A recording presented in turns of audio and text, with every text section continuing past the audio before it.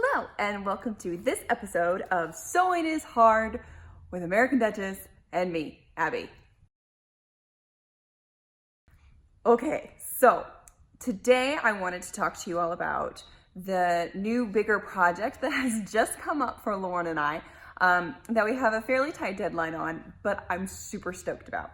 And the project is the 1830s. So here's the deal.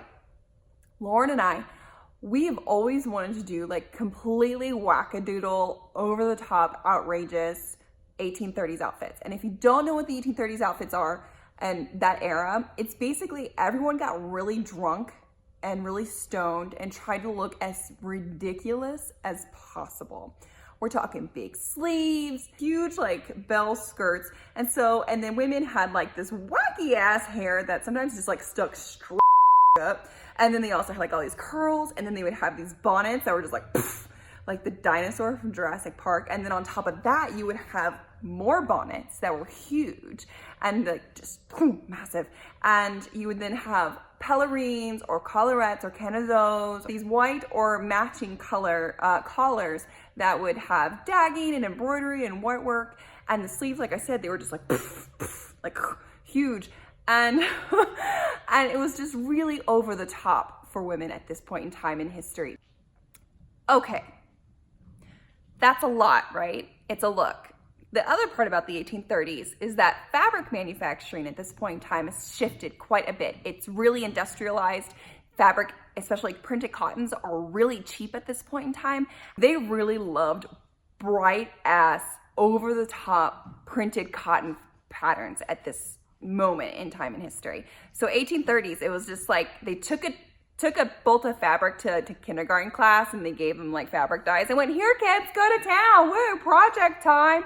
And then everyone was like, "Oh my God, I have to have that."